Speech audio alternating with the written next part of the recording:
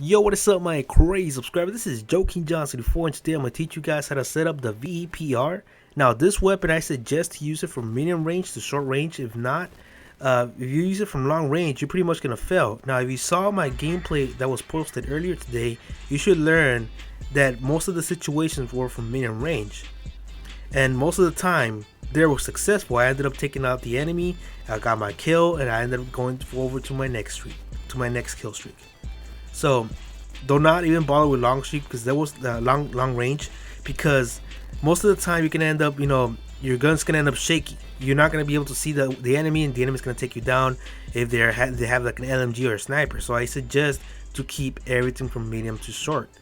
Alright, do not bother using this weapon on Stonehaven. Don't go out there and be like Rambo and you think you're Chuck Norris that you can just take out anyone. No, do not even bother doing that. You saw me fail from long range, so do not think that, oh, I can do whatever I want with this weapon because it's Joe or if he says so. No, trust me, long range is weak. Medium range and short range are pretty powerful most of the time, which is pretty weird because you think that all SMGs are just strong from short range, and then they get weaker from medium range, and then they get more weaker from long range.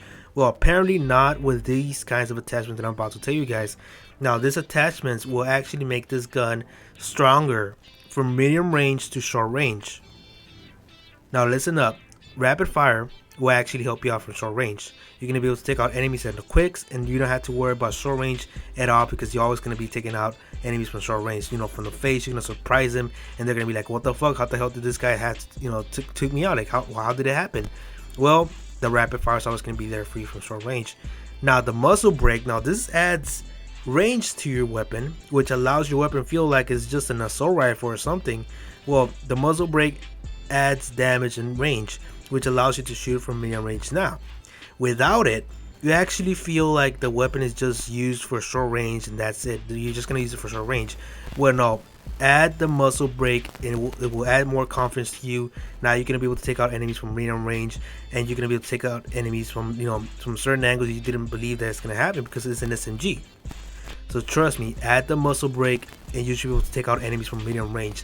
That's what I'm trying to do in this best class setup, by making this gun stronger from range. The next thing I want to talk about is about the secondary. You can have whatever secondary you want, and personally myself, I have the P225 with the Akimbos. Now I'll give you like an extra tip right now, guys.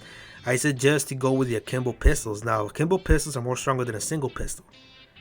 I know it eliminates the range, but overall, if you're almost like most of the time, if you're holding an assault rifle or an LMG, and you feel like, oh, these kinds of guns will not take out enemies from short range, always have an Akimbo pistols backing up your LMG or sniper rifle. Okay, they're strong, they're pretty much trustable from short range. They're very trustable. So yeah, make sure you have Akimbo pistols.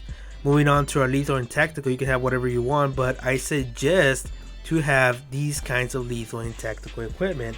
If not, you're not going to be able to secure the area like I've been showing you in the gameplay. Now that's the reason why I wanted to do this class setup, for you two guys to play some free for all and TDM and not worry about anything about the area, because most of the time what you're going to do is secure the area. That's it. That's what you're going to be doing with this class setup. You're going to have the IED and the motion sensor. The motion sensor is pretty much like a warning sign. It's telling you like, watch out, there's someone behind you, and you just turn around and you just take them out because they don't know what they stepped onto, and they're gonna be like, what the fuck, oh shit, he knows where I'm at, and then bam, you surprise him. So use the motion sensor as warning lights. That's pretty much it. It's gonna help you out, be more aware of your surroundings. Well, the other one, the IED, is like a bouncing Betty, so it's gonna allow you to get that extra kill, and then bam, you just like out of nowhere get a kill streak. So it is pretty much important to have these two equipment, because if not, you're gonna be pretty much like just running out there with a chicken without its head. So I suggest to add these lethal and tactical. If you add a grenade, if you add Semtex, if you add a flashbang, most of the time those stun grenades don't even work. Even though they're like a few feet away from them, sometimes they don't even work. So I suggest to switch over to motion sensor and the IED. It's gonna scare them a little bit more, so they're gonna be like not very confident on the battlefield. So add these two, lethal and tactical. Now on the perks, you must have sleight of hand in order for you to reload as quick as possible. The incog is very important also because you're gonna be surprising a lot of enemies. Once they're trying to like scan the field when they're aiming down the field, they're not gonna find you because your name is not gonna pop out. You're not gonna be shown on on the what's it called, the infrared sight. You're not gonna be shown by motion sensor or nothing like that. No thermal scope, no tracker sight. Nothing's gonna track you down. So make sure you install the incog. All right, it is very important. You can scare the shit out of your enemies, and it's gonna be pretty funny. Trust me, I've done it so many times. They're like, "What the fuck? I didn't even see him." That's because your name will not appear every time they aim at you. That's what incog is. The next one will be focus. Now, focus, it is pretty perfect for free for all because it does reduce the weapon sway. So you're always gonna be aiming as quick as possible. It's like, for example, this is dexterity from Black Ops 2. That's pretty much it. That's quick draw. And I have a feeling focus is way better than quick draw. I've been doing a lot better than quick draw. Sometimes I feel like quick draw is not even working. Then I'm like, I need something else besides quick draw. So in another video, guys, I'll explain focus and quick draw, which is better. Alright? And I'll test it out for you guys, and it will take me a week for sure, or a few days, and I'll let you guys know which is better. Right? So most of you guys can stop using quick draw and use focus so you can have an extra perk space. The next one you're going to have is the extra tactical. In order for you to have two motion sensors, you're going to have to add the extra tactical. Now this is going to allow you to have more warning lights out there, more warning signs that someone's coming behind you. So it is important to have the extra tactical, or you can have whatever you want, but I suggest to have the extra tactical so you can have more warning signs out there.